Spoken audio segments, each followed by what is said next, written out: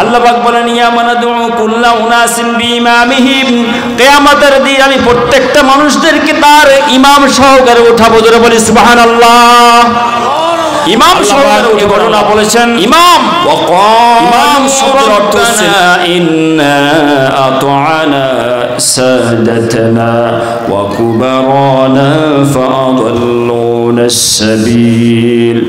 মানুষগুলো সেই দিন বলবেন ওয়াকালু, কাফিররা বলবে রব্বানা ইন্না আতা'না সাদাতানা ওয়া কুবারানা, আল্লাহ পাক আমরা তো দুনিয়ার জীবনে আমাদের নেতা আমাদের যারা বড় ছিল তাদেরকে অনুসরণ করেছিলাম। ফাআদাল্লুনা সাবিলা, তারা আমাদেরকে পথভ্রষ্ট করেছিল। রব্বানা আতিহিম দি'ফাইন মিনাল আযাবি ওয়ালআনহুম লা'নান কাবীরা। আল্লাহ রে, এই সমস্ত নেতারা এই সমস্ত নেত্রীরা আমাদেরকে ইসলামের পথ দেখায় নাই, কোন সাহাবীদের আদর্শ বর্ণনা করে দেয় নাই। আল্লাহ রে, আমাদেরকে পথভ্রষ্ট করেছে, আমাদেরকে জাহান্নামের উপযুক্ত করে ফেলেছিল। আল্লাহ আজকে তুমি কি করবা? রব্বানা আতিহিম দি'ফাইন মিনাল আযাব, আল্লাহ তুমি এই কাফেরদেরকে তুমি আজকে ডবল শাস্তি দিয়ে দাও। বলে নাউযু বিল্লাহ। ওয়ালআনহুম লা'নান কাবীরা, আর তাদের প্রতি তুমি মহা অভিশপ্ত করে দাও। বলে নাউযু বিল্লাহ। সমাজ চালিয়েছে এমন নেতাকে যদি আপনি আদর্শ মানতে পারেন, কোরআন দিয়ে দেশ চালাবার চেষ্টা করেছে, সংসদ চালাবার চেষ্টা করেছে, এমন নেতাকে যদি আদর্শ মানতে পারেন তাহলে আপনার জন্য সৌভাগ্যবান।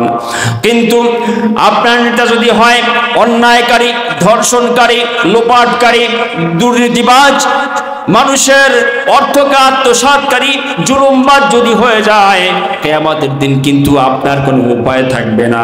আল্লাহ রাব্বুল আলামিন এই কথাটা কোরআনের মাজিদের মধ্যে বলেছেন, ইয়াউমা নাদউ কুল্লা উনাসিন বিইমামিহিম فمن أوتي كتابه بيمينه فأولئك يقرؤون كتابهم।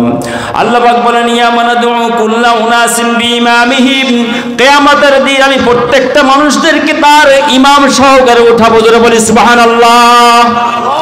ইমাম সহকারে উঠাবেন আল্লাহ পাক। ইমাম, ইমাম শব্দের অর্থ হচ্ছে নেতা। ইমাম অর্থ কি?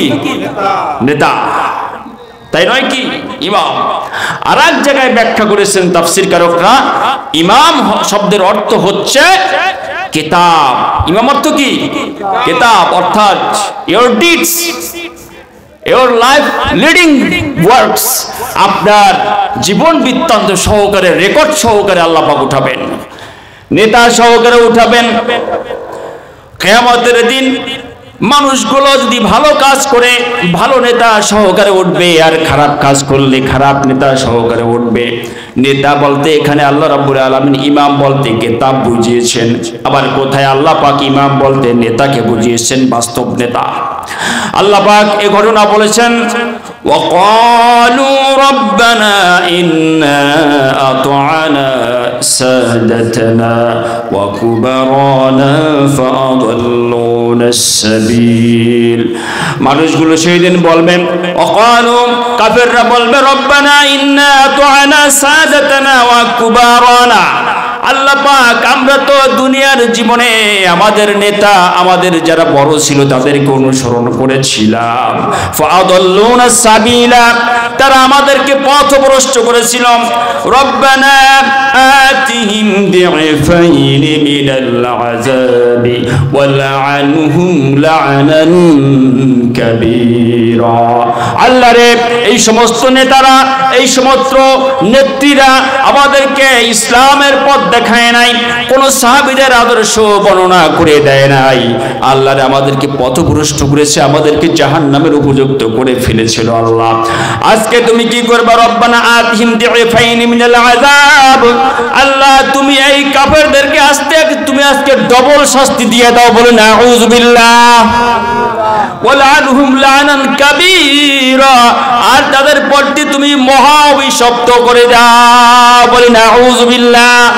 কিয়ামতের দিন মানুষগুলো দিশেহারা হয়ে যাবে, আর কাফেররা সেই দিন বলবে ওয়াকালাল্লাযীনা কাফারু রাব্বানা اللذين أضلانا من الجن والإنس نجعلهما تحت أقدامنا ليكونا من الأسفلين بل الله أكبر وقال الذين كفروا কাফেররা বলবে আল্লাহ তুমি ওই সমস্ত মানুষ আর জিন জাতিকে আমাদেরকে দেখিয়ে দাও